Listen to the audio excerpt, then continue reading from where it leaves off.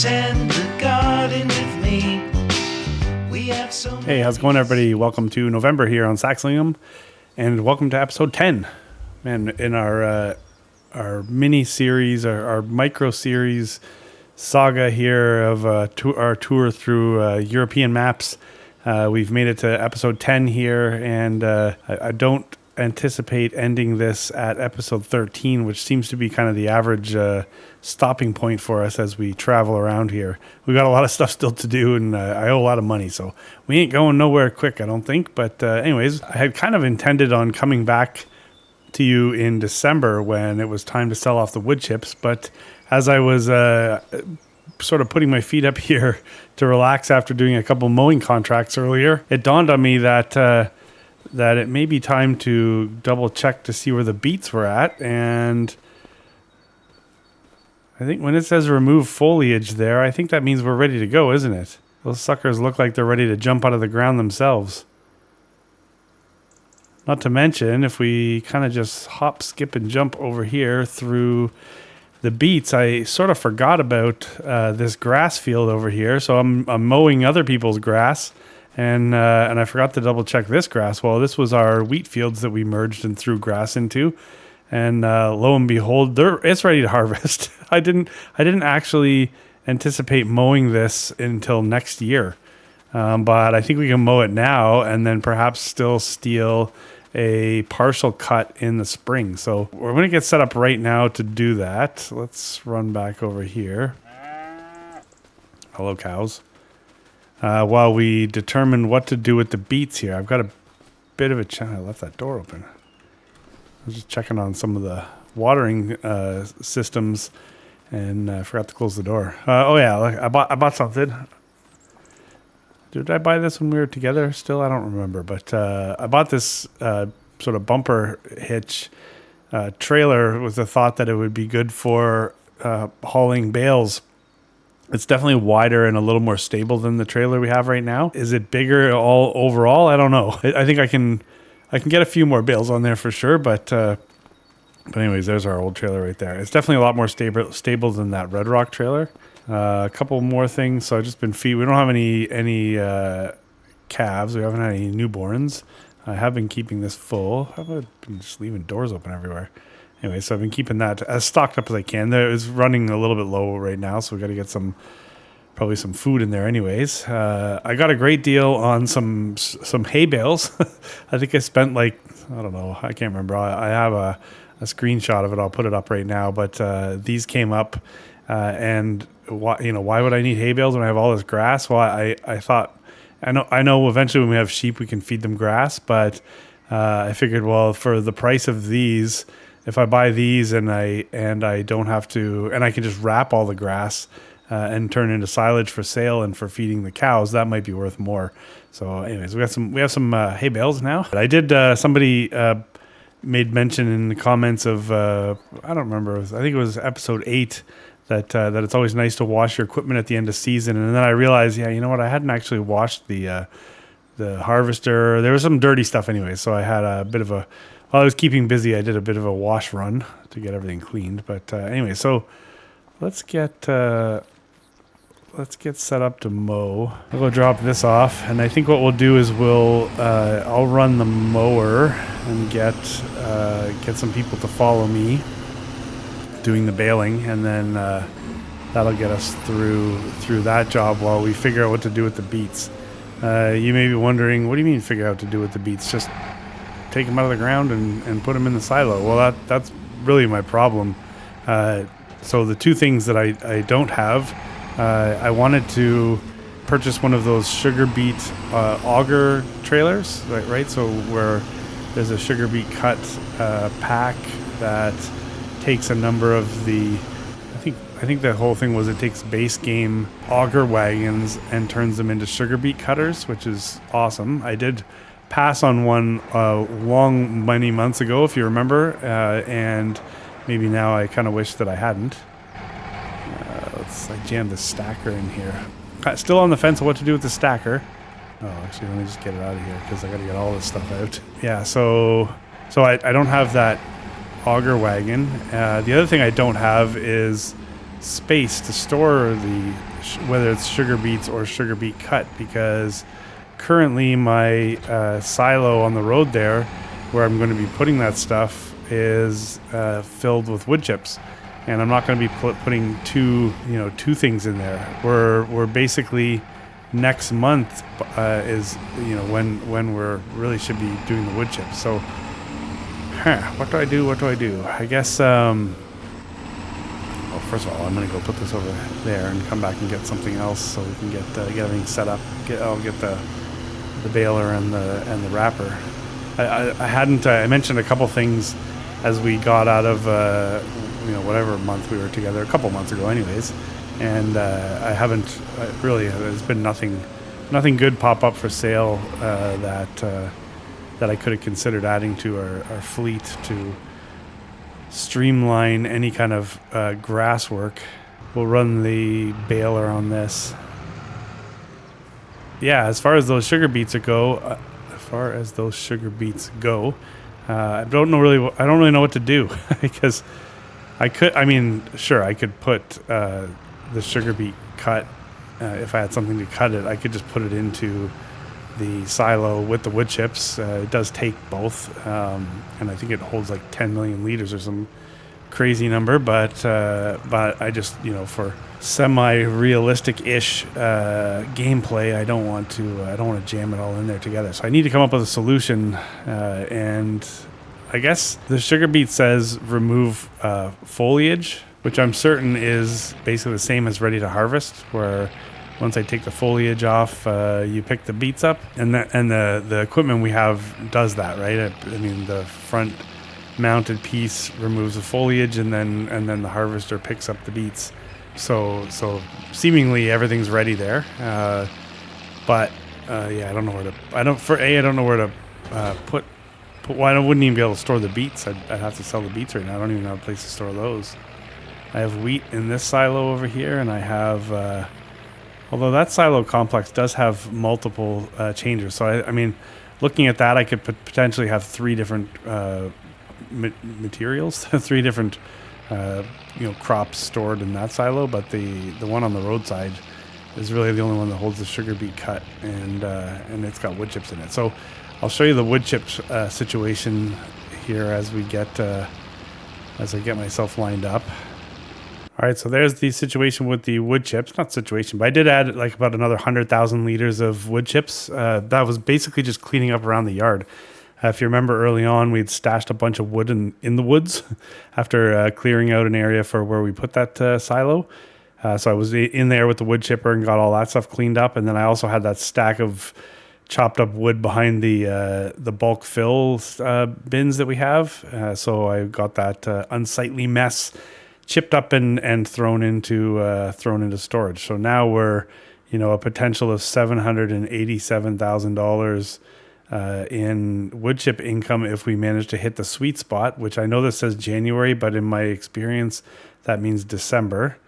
And then if we look at, so $787,000 is what we, would max out at. Let's just call it 750 for a nice round number. That gets us paid off Walter.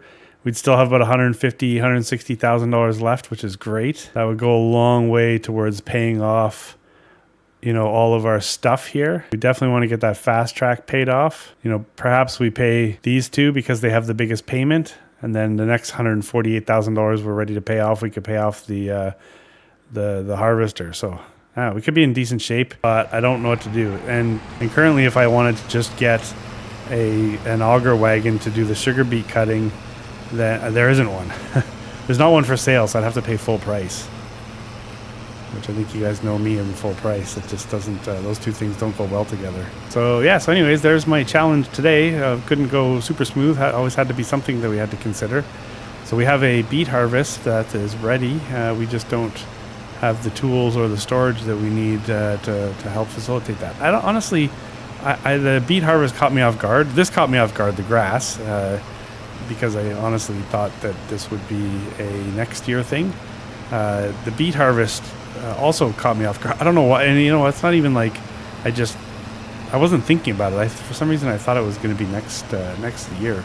I guess in reality, we came into the community around this time last year, right? I mean, essentially we're kind of like a year into this, and we immediately harvested and sold the beets. So that does make sense. I'd have to go back and look to see when exactly we got here. But yeah, I think that's it, right? So needless to say, I was already on the phone with our friendly neighborhood dealer here to say, what do I do? I really don't want to buy a new, holy crap, the kind of wrapper is ripping. I really don't want to buy a new piece of equipment for something that I'm going to use, once a year.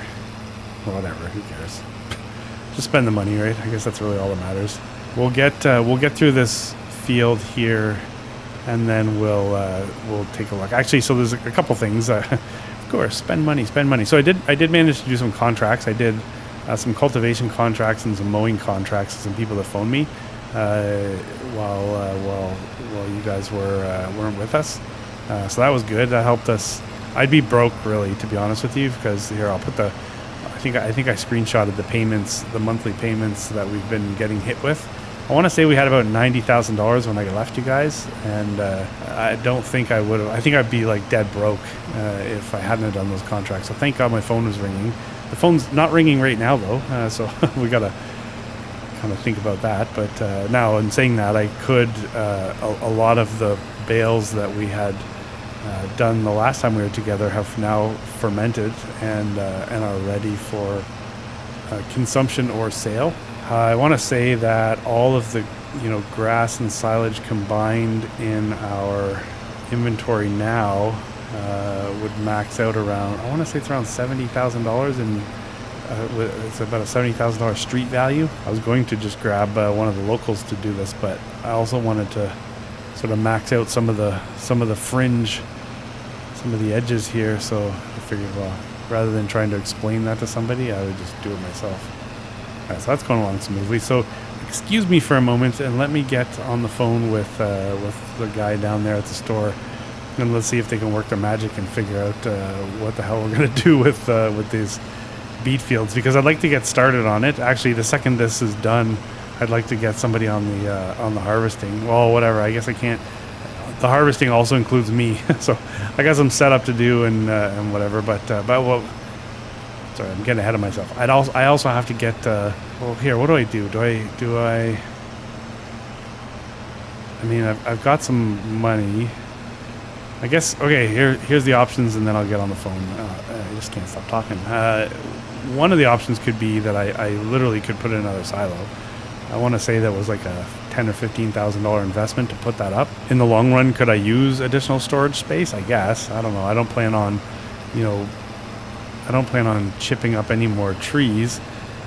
But if I made a purchase of some of those plots that, wow, there's also I'm talking about setting up for sheep in the spring, and there's the lots where I've been looking are all treed, so there could very well be some additional wood chips coming our way.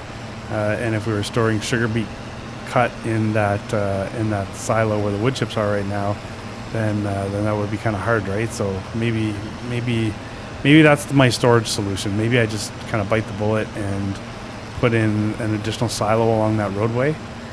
So I'd be okay with that. If all in favor of potentially doing that, say aye. So maybe that takes care of it. Then the only other thing I need to do is figure out how to get the beets cut. And then I only have, well, whatever. I guess it's an auger. It's an auger wagon, so I guess I could dump right into the silo. I guess I don't have to dump into a vehicle first. I'm gonna do one more circle around the universe here. I just don't think I quite have enough room to turn around. Okay, well, anyways, that may be a solution. So the dealer is also my contact for contractors. So I'm gonna see what kind of options I have for getting some storage in relatively quickly, and I'll go right across here. And then also what I have available to me for cutting the sugar beets, and likely I'll be wrapping this up, no pun intended, as we're wrapping up the bales. But yeah, likely this will be wrapping up as that conversation is finishing. All right, I figured I'd just check in here because man, I had some quite a bit on the phone there just now. So I guess I don't know what I was thinking, but that investment in that silo is actually $30,000 plus incidentals and whatnot. So I could get somebody in here right away to put that silo in there at $30,000. It's a spicy meatball, but I mean, I guess I've somewhat resigned myself to the fact that it makes sense, unless I well, okay, so here are two things. Unless we move into the next month, December, which is really when the wood chip prices are supposed to be at their best, and then we do a sell-off. We do the sell-off before we start harvesting sugar beets, and then in turn chopping them to need storage. So I mean, if I don't know what to tell you there. I got to figure that out. 30 grand, 15,000 is, obviously half of that. 30 grand seems like a lot, especially when I'm looking at my bank account and I only got 60,000 in there. Now I've got so much money coming, but then we also know that we have to pay a bunch of things off. So it's definitely a bit of a puzzle there. Well, and then on the note of bales, holy crap, this field is like just spitting out bales. I don't recall how many bales we got last time we mowed this, or no, we haven't mowed this, right? Because it was a wheat field and then we planted grass. So I have no prior data to go off of here. It's just this is the mow. So this is good news. Anyways, we're getting a ton of grass, a ton of what will be silage off of here, which is good. We need that. As far as a sugar beet cutter, and as far as something else we could use, which would be a bale picker upper. The pain of the mega field, the new field that we've put in on the other end of town there, the pain of the bale experience was real. I can't go through that again. I need a solution. And yeah, I think being able to pick up 14 bales at a time and then dump them in a predetermined area is very appealing to me. I will still need a transport option. So we have a couple of trailers right now, so we can pull bales out of our storage and then load them up to go take to sell.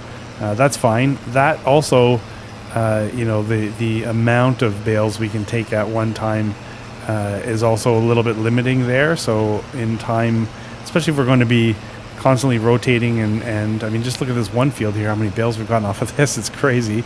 But we could use some increased capacity there but not anything I got to worry about right now. But so let me think, it's all just a long way of me saying that the dealer has basically, he's just finalized a purchase on an estate sale where he's picked up a whole bunch of stuff. He is 99.9% certain he's going to have something for both the sugar beet cut, like the auger with the cutter in it, and a bale picker upper. He couldn't tell me the condition, the price, or whatever, but it may actually be the second day of this month or rolling into December before he can get that stuff in. I think when I look at the calendar, even though the beets sort of say remove, what the heck, how am I going to get into this? Well, here we go. Here's where things get messy. Even though it says remove foliage right now, I think I've got some time before I need to have the beets out of the field. Like, I think I've got a couple of months really before that has to happen. So I wonder if we're okay going into December. I'm gonna look here in a second, and then maybe you guys can send me the answer, even though you're watching this after the fact. So that's that. Oh, and actually, on a more concerning note, if you recall, we had a new laboratory move into the community. Well, just outside the community, anyways. That had everybody up in arms. Well, it didn't take very long for the first incident. So the guy was, I don't hear anything. I don't watch the news or anything. So the dealer there was telling me to keep an eye out. Apparently, so they use monkeys, I guess, in their experimenting and whatever there. I don't really understand how that works or why, how the monkeys feel about that. But anyways, so apparently we have a couple on the loose. We have two now that we've been told they're, other than the fact that they could be vicious if you encounter them, they're non-contaminated specimens, I think is what they said in the press release, which makes you don't worry, they're non-contaminated specimens, which makes me wonder what they have in stock for contaminated specimens. But anyways, these ones we've been assured are, other than the fact that they could literally rip your face off if you come in contact with them, they're non-contaminated. I kind of not only wonder what that means, like what do they have that may be contaminated. Not only that, but what could they potentially be contaminated with? What are they doing over there? So we still, as a community, don't know exactly what's happening in that lab. But anyways, it is what it is. We'll just carry on and we'll keep our eyes open for monkeys. So here's the last pass, and then we'll go get all this put away. I guess I'm not going to blast back in here to pick these things up until I see what the buddy has in store for us for options to handle these and future bales. So I will, for now, just do this. Let me get everybody folded up properly here, and then we'll go. Well, then I'm not exactly sure what we'll do. Just a side note there on that bale harvest there, we got basically 70 bales. So that's pretty good, man. I think that's good. So like I said, we'll leave those in the field until we have a solution for what we're going to do, how we're going to get them off the field. But in the meantime, I think I'm going to get this stuff cleaned up, and then we're going to it looks like they put lime down in the field across there. That looks nice. That was one of the fields we've cultivated recently. Yeah, I'm going to get all this stuff cleaned up and put away, and then I'm going to get back on the phone with the dealer. I really need some information on what's going to be available. I'm hoping you can give me a bit of a heads up, because I can't really... Hey, you can go home now, because I can't really afford much downtime here. I need to keep moving.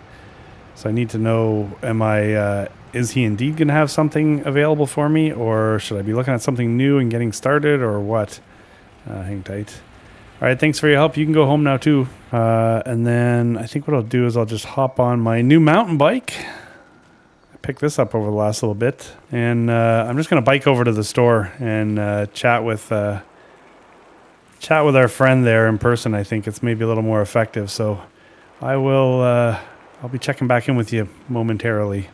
All right, after chatting with the dealer for a little bit there, definitely was able to shed some light on a bunch of things, but I don't have any specifics yet as far as what he's going to have from this estate sale. He was unable to tell me that. He did say, like, look, man, if push comes to shove and I don't have what you want, then we'll make something work on a new one, and he'd hook me up with some financing or whatever. But the last thing I want to do is more financing. But what was very obvious after the conversation is that we're gonna need some money because the roughly $45,000 that comes out at the beginning of each month. We're in the second day of November right now. If we want our wood chips to appreciate to a respectable amount, then where we can sell them, that's going to be December. We definitely can still harvest our sugar beets in December. That's no problem. But right now we need to generate some cash. So let's. So basically, I have some stuff set up here to go sell some silage bales. Silage is in season. I screwed that up. I had this thing parked in the spawn area. Silage is in season, so we're going to sell a large number. We have what would amount to hundreds of thousands of dollars, or $100,000 worth of silage so far, and then the latest stuff hasn't even fermented yet to sort of calculated in our total. So here, let me just see if I can push this. Yeah, that's not really pushing, is it? And that's just going to make a mess. Okay, so let's do this a slightly different way. Yeah, so basically we're set up here to run a couple truckloads, a few truckloads. I don't know. We'll see. I'm going to need some money, regardless of what kind of good deal the dealer has on this coming from this estate sale. I still need. I'm still going to need some money. So I'm gonna get these trailers loaded up here, and we're gonna go sell some stuff. I kind of wanted to use the bale spikes, but these bales are not for immediate consumption, so I don't really want to pierce the wrapping like we talked about before. So I'm going to use these grabbers. I also don't want to immediately. Oh shoot! I was gonna say I don't want to immediately load up the tongue of this trailer. For fear that I would knock the front end of the JCB up, but let's do this. So it's not I can't grab and pick up 3 bales like this, but I can kind of apply enough pressure and to squeeze and then just drag them out into the open, where then I can hopefully grab them. But yeah, so this is definitely going to be a little bit more tedious than what I had hoped. So let me get these trailers loaded, and then while we're driving down to the sell point, we'll have a little conversation about sort of what I see as the next steps here. So I'm jumping back in here. This is not nearly as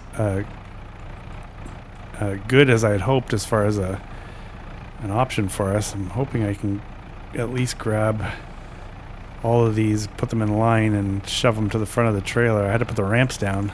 I don't really remember this scenario in my farm safety training course. I almost get the impression that things are about to get a little wild here. Sheesh. Okay, this is going to be a bit of a process, I think. Holy crap. So I'm thinking if I can grab 3 bales and the next one and bring them up the ramp.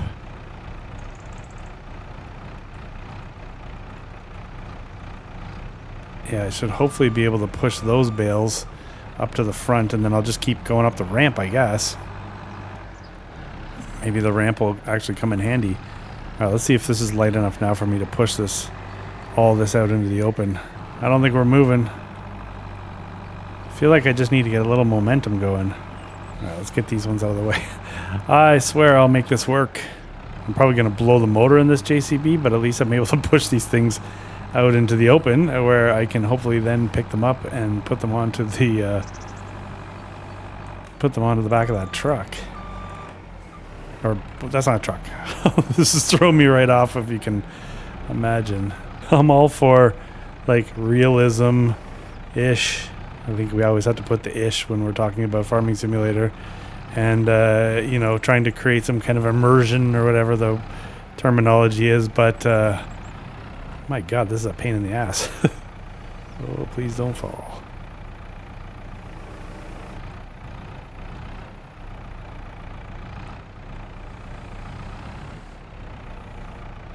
Oh, I just dropped them. It's okay. So in between my bicycle ride to the dealership and me setting up to sell these bales, I had some interesting panic moments as I was kind of playing around with stuff in the used department. I would access the used inventory screens, and then basically everything would freeze. So I had no mouse control. I brought up the log to see what the error was, and it was literally talking about the mouse. I don't know why. I've never seen that before. Anyway, so that was a little unnerving. I managed to go back a ways and restart, and have not been able to replicate the issue. So that's good, I guess. But not knowing what it was doesn't really make me feel very good.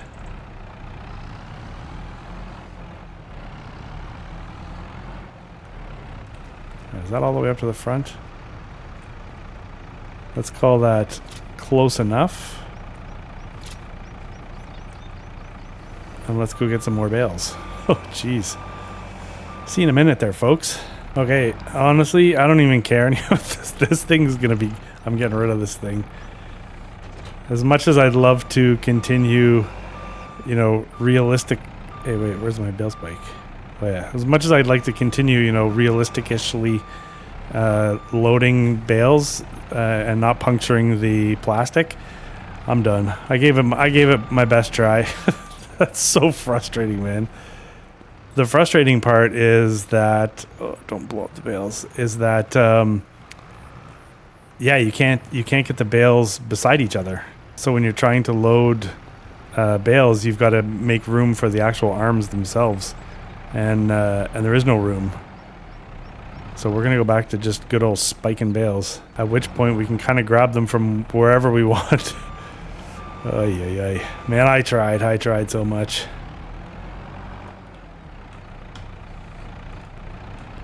I don't know whether I can put... There's no strap on the back of this, is there? No. Being that I've got my strongest tractor and this is one heck of a strong looking trailer, let's try to go up a little bit. I'll be driving the JCB to the sell point, so no worries there. Let's just keep these right in the middle, and then I'll just have one of the locals follow me with the Fiat and the Red Rock.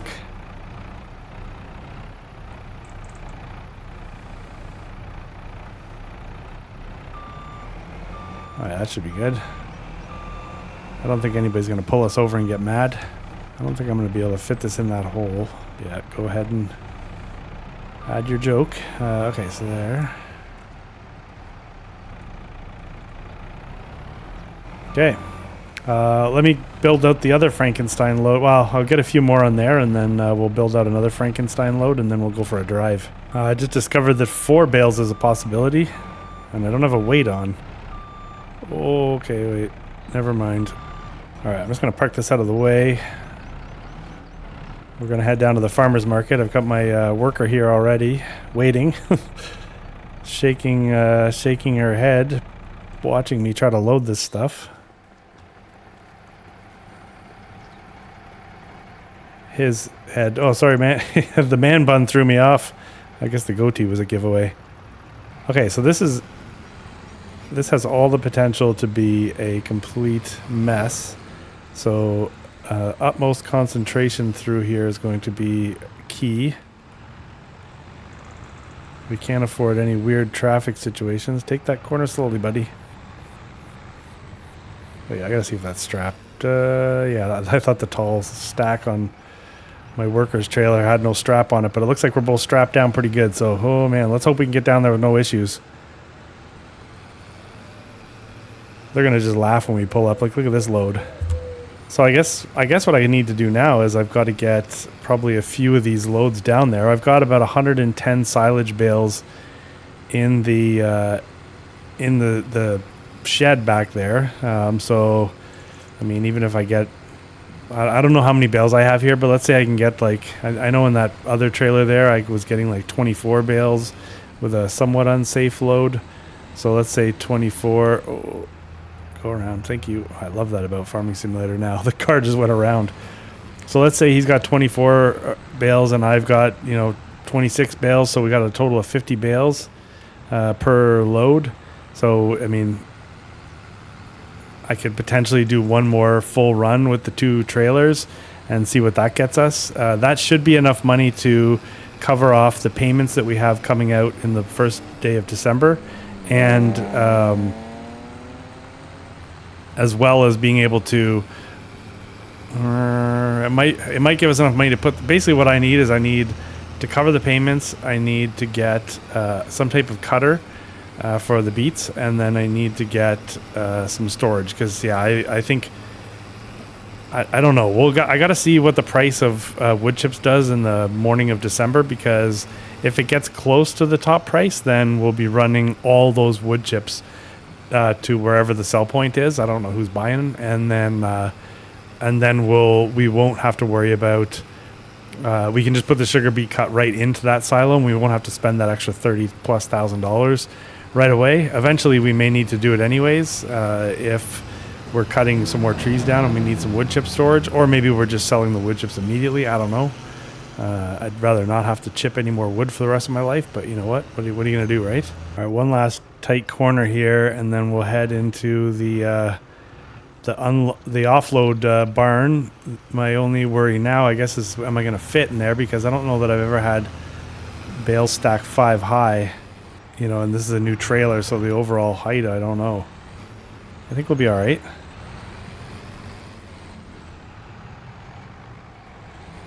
Yeah, let's never come with 6 high. All right, so let me get mine unloaded here.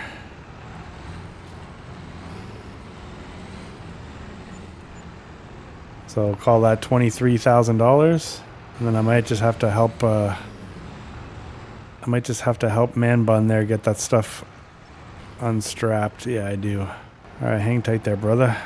What's that? $14,000?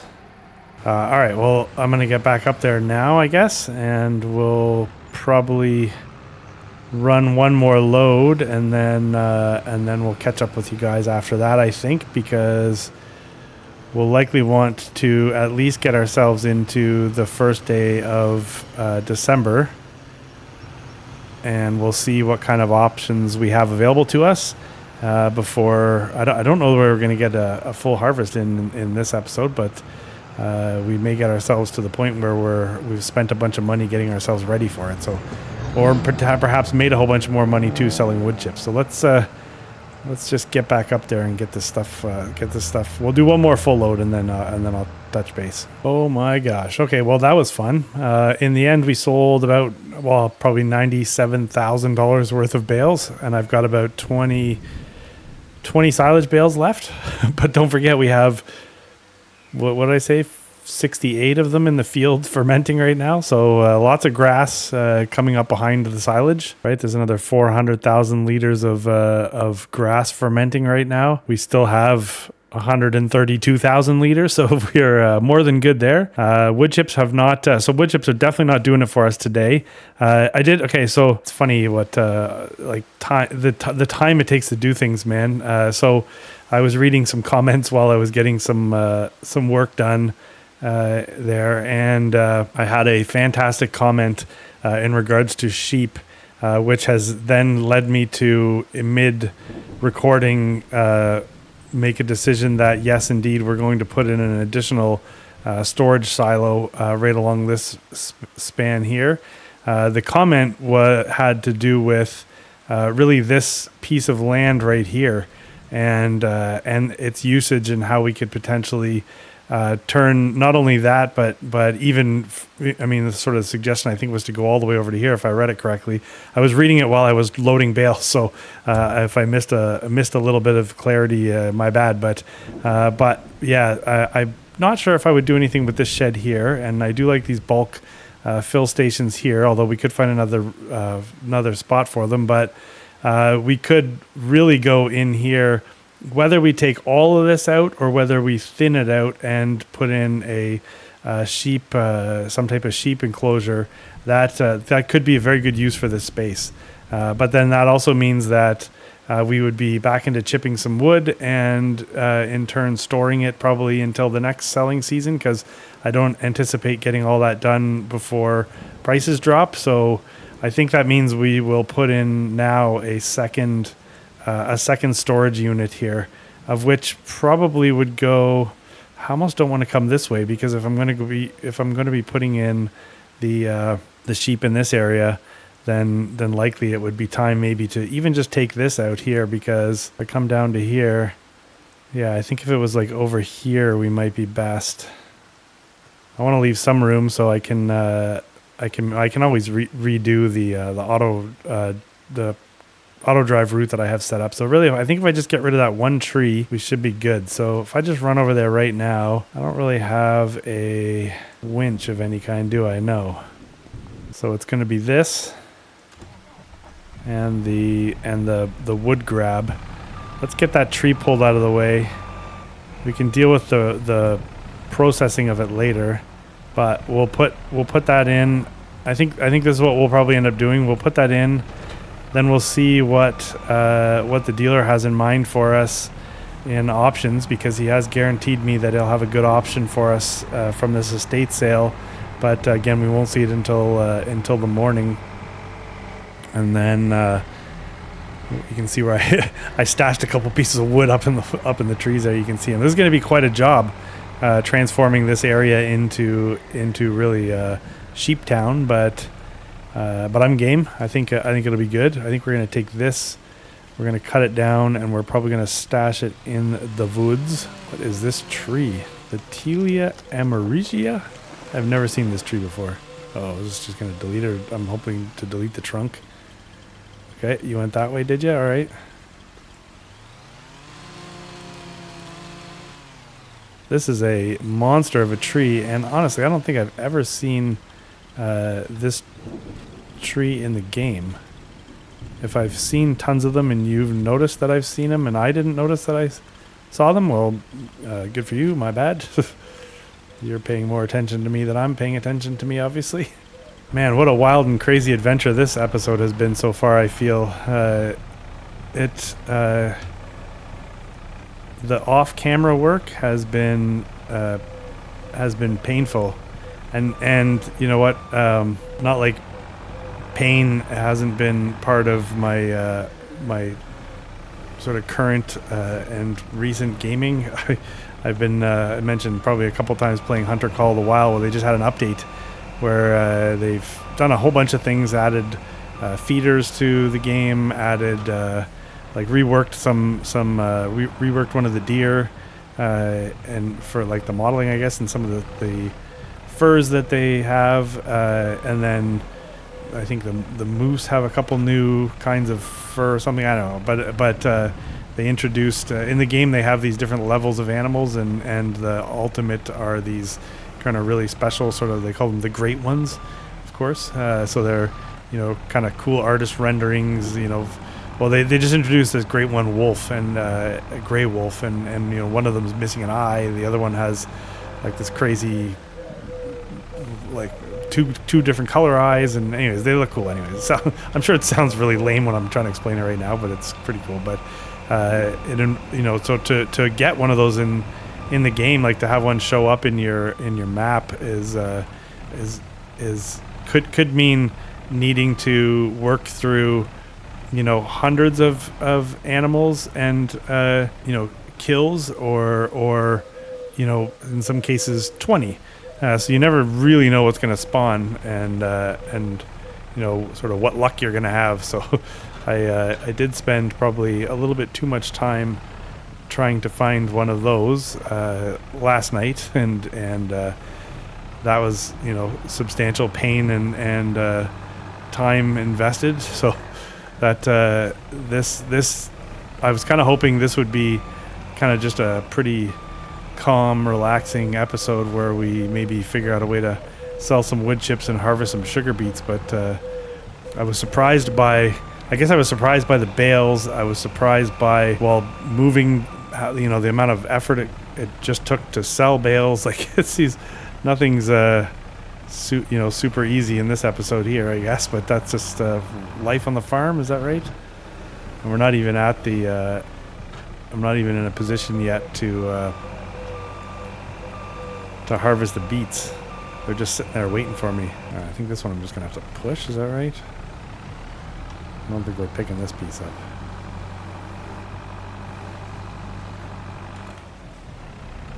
Kind of looks like the front of it kind of looked like a police badge for a second. All right, so let's just get this out of the way. You know, there's probably 20,000 liters of wood chips right there. Let me just rework the auto drive route, and then we'll do a little build. All right, so you can see where I've got the I just sort of peeled back the route there so we can get this put in. Kind of nice if we were doing this and it wasn't raining, but you know what, we might as well take advantage of the rain. Try to make the land cooperate as much as possible before we put this in. Try to maybe get it to the same height as the other silo. I just realized you can actually save your colors. I had no idea. I was watching was it DJ Gohan maybe, and he was working with saved colors. I didn't know that. Probably want to line them up as close as possible. And the ground's pretty agreeable. You can see the cost of construction is $30,073, so that means it's barely having to do any kind of reworking of the land. All right, we'll just sink that down slightly so we can disappear most of that grate. There you go. That works pretty good a lot of the times. Sometimes you kind of screw up the collisions, like where the cell trigger is, but for the most part that works.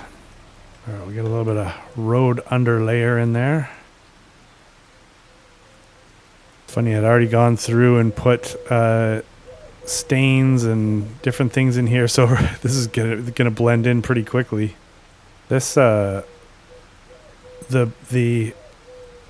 options we have on this map for surfaces for painting and stuff are fantastic. All right, so we're a little dirtier on that side. There we go. That should look pretty nasty. Let's go with one more in this collection. I used to put a lot of these dirt pebbles in there, or dirt patches, but there's these sort of like dirt shields or whatever. I don't do it as much now because I find it really starts to interfere with things. All right, tons of muddy tracks. Grass patches.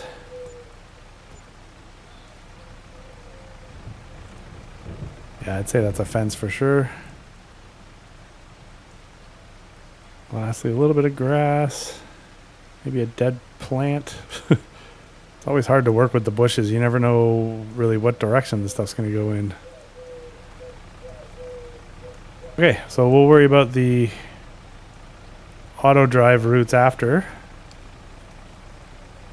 But there, now we have the ability to store wood chips. We got them in the green one there, and then we'll be able to put the sugar beet cut into the brown one, and we'll be able to continue. I mean, the nice thing about those silos is, like, let's say, for example, I end up opting to not need two. Well, I can just sell one, right?